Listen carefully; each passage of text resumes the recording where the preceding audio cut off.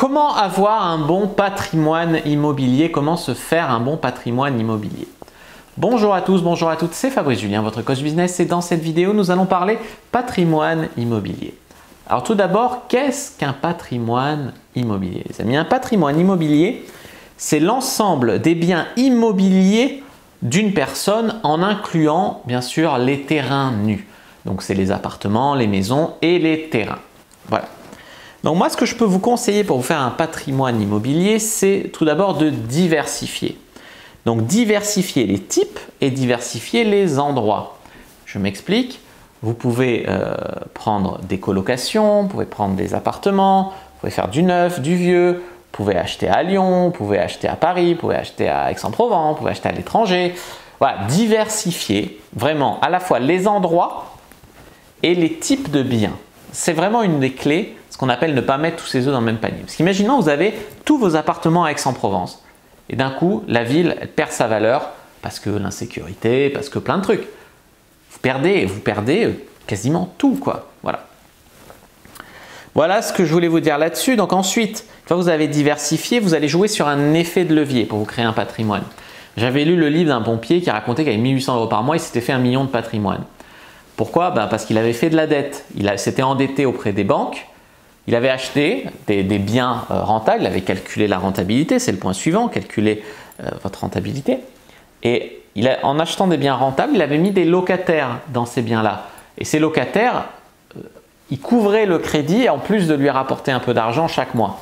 Donc ce qui veut dire que sur 20-25 ans, 20-30 ans, il s'était endetté pour 1 million. Cet argent a été avancé par les banques, il a été remboursé par les locataires et au final, il s'est retrouvé au bout de 25 ans avec un patrimoine d'1 million d'euros. Voilà. Alors qu'il n'a pas payé grand-chose pour ce patrimoine-là. Peut-être qu'il y a un mois où un mec n'a pas payé, un mois où il avait des travaux, mais pas grand-chose pour se retrouver finalement avec 1 million de patrimoine. Ensuite, j'aimerais revenir, c'est une question qu'on m'a posée en coaching, sur la différence entre le fait d'être rentable et le fait d'être positif. Alors, c'est une cliente qui a acheté un appartement dans le sud de la France, qui paye à sa banque 1 100 €, elle rembourse 1 100 € par mois. Voilà, donc elle a un bon job, etc. Mais elle a vu que le marché dans cette ville-là, ce type de bien se loue à 800, 850 €, tu vois. Donc c'est un appartement type T3, 4, donc c'est pas mal. Donc tu vois la ville, quoi, déjà la ville. Et elle a acheté ce truc plus de 215 000 €, etc. Donc on a calculé la rentabilité, il y a eu des travaux, etc. On est à moins de 2% de rentabilité. Donc c'est quand même pas très intéressant, c'est pas très rentable. Mais elle me dit, voilà, je déménage en Suisse, je vais être payé 3 fois plus. Donc là, elle est payée à peu près 4 000 €, elle va être payée plus de 15 000 € là-bas. 15 000 francs suisses, c'est pareil, à peu près 1 euro égale 1 franc suisse.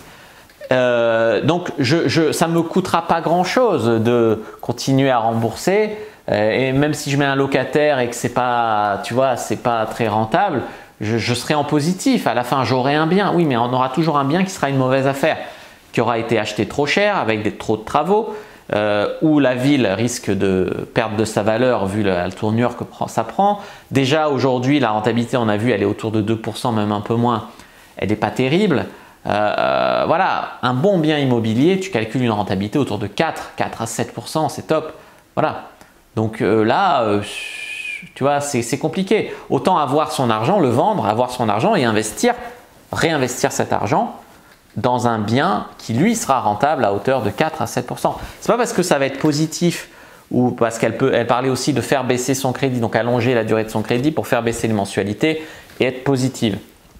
C'est pas parce qu'elle va être positive de 50 € que ça sera forcément une bonne affaire.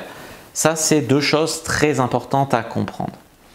Et puis bien sûr, les amis, pour avoir un bon patrimoine immobilier, moi, je vous invite vraiment à prendre des conseils juridiques, des conseils fiscaux, notamment tout ce qui va être sur les taxes, sur les plus-values. Tu vois, il y a toujours des nouvelles règles, des nouvelles réglementations, il y a parfois des nouveaux trucs où tu vas vraiment comment dire, tu vas, voilà, puis renégocier aussi, et puis voilà, tout ça. Voilà, tout ça, c'est quand même important au niveau du patrimoine immobilier.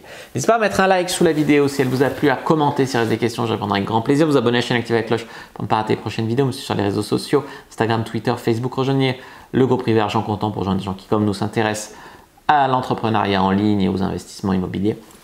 Et téléchargez votre autre formation offerte dans la description de la vidéo. Moi, je vous dis à bientôt et que le Dieu du business soit avec vous, les amis.